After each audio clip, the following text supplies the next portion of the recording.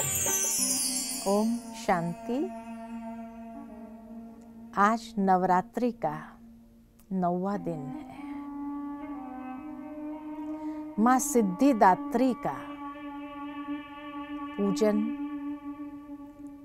आराधना सारे भारत भर में हो रही है। सिद्धिदात्री नाम ही स्पष्ट करता है कि सर्व सिद्धि प्रदान करने वाली दात्री है। आज हर इंसान जीवन के अंदर सिद्धि चाहता है। सिद्धि यानी सफलता। जिस क्षेत्र में भी वो है, सफलता चाहता है और उसी के लिए वो माँ सिद्धिदात्री की विशेष पूजा अर्चना करता है, क्योंकि ये सफलता का वरदान वही दे सकती है। ये सिद्धि उनसे ही प्राप्त हो सकती है जो व्यक्ति को बहुत आगे बढ़ा देता है। नारी का ये स्वरूप अर्थात जैसे जैसे वो नारी बुढ़ापे की ओर आगे बढ़ती है तो वो अपने परिवार को सफलता का वरदान देती है। हमें स्मरण कराता है कि अपने घर के अंदर बुजुर्ग माँ जो है उसका तिरस्कार न करें। आज की दुनिया में कई लोग माँ का निरादर करते हैं जो परमात्मा शिव भी सहन नहीं करता है और देवी के मंदिर में जाकर आशीर्वाद प्राप्त करने का प्रयत्न करता है। माँ को कष्ट देता है, दुख देता है। वहां तक कि कई लोग अपनी माँ को वृद्धाश्रम में छोड़ आते हैं। उसकी देखभाल करना तो दूर, लेकिन ऐसी जगह उसको छोड़ आते हैं जो कभी कभी कई लोगों के मुख से जब कोई बात सुनते हैं, कई बुजुर्ग अपनी व्यथा जब सुनाते हैं तो आंख में पानी आ जाता है कि मां को इतना कष्ट देते हैं। जिस मां ने जीवन भर हर स्वरूप से उन बच्चों को हर मुसीबत से बचाया, आज वही मां को इतना तिरस्कार करते हुए उनको ऐसे स्थान पर छोड़ आए, वृद्धाश्रम में, और फिर मंदिर में जाकर के मां का आशीर्वाद चाहते हैं।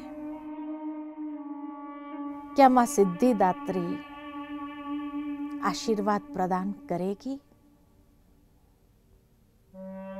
शायद वो यही संदेश दे रही है कि जो घर में सिद्धिदात्री है उसको घर में ले आओ और उसको घर में ला करके उसका सम्मान करो।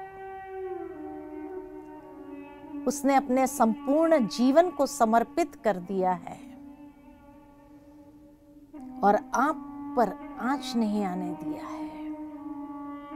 उनका सम्मान करो, उनका पूजन करो, उनकी आराधना करो। वो आज भी क्षमा की देवी है और हर रीति से आशीर्वाद से भरपूर करने वाली है। हर सिद्धि के लिए वरदान देने वाली वरदानी है। तो इसीलिए नवरात्र के ये अंतिम देवी का जो आशीर्वाद प्राप्त कर लेता है, अर्थात घर की सिद्धिदात्री का आशीर्वाद प्राप्त कर लेता है, वरदान प्राप्त कर लेता है, कहा जाता है वो कभी भी नरक का मुंह नहीं देखता है, वो सीधा स्वर्ग लोक को ही प्राप्त करता है। क्योंकि नारी का ये स्वरूप हर प्रकार से आशीर्वादों को देते हुए भरपूर कर देती है और उनके हर आशीर्वाद फलते हैं। उनकी बद्दुआएं लेकर के मंदिरों में जाकर के आशीर्वाद प्राप्त करने का प्रयत्न करो, क्या सफलता प्राप्त होगी? तो क्यों नहीं आज हम अपने आप को प्रतिबद्ध करते हैं कि अपने घर के बुजुर्गों का हमेशा सम्मान करेंगे, आदर करेंगे। उनका ये स्वरूप परमात्मा शिव को अति प्रिय है और जो नारी के इस स्वरूप की इज्जत करता है या इज्जत करना जानता है, उसके ऊपर सदा परमात्मा शिव भी प्रसन्न हो जाते हैं और उनका आशीर्वाद का हाथ सदा उस परिवार के ऊपर बना रहता है। इसीलिए मां का त्याग, मां ने जो सहन किया, मां ने जो हर परिस्थिति को पार करने में मदद किया, उमंग उत्साह भरा, इनके ऋण को कभी चुका नहीं सकते हैं।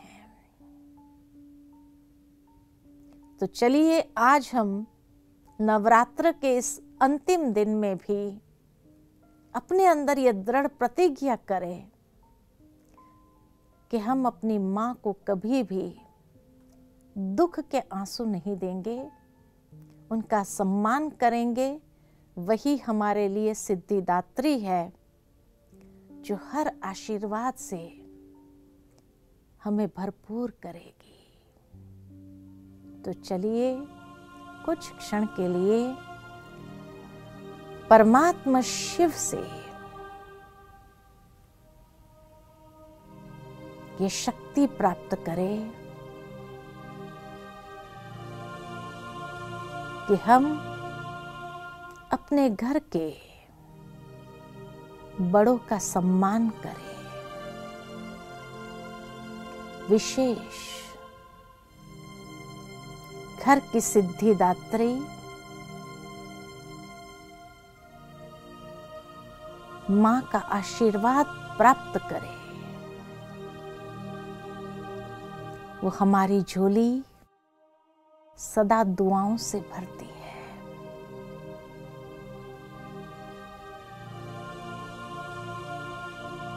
वो हमेशा सुखी जीवन व्यतीत करने के वरदान देती है, आशीर्वाद देती है। उनको कोई भी प्रकार का कष्ट न पहुंचाए।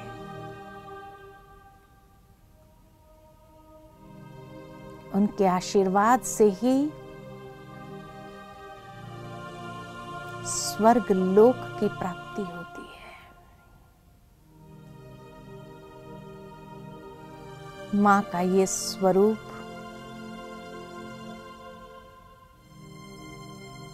सदा वंदनीय है।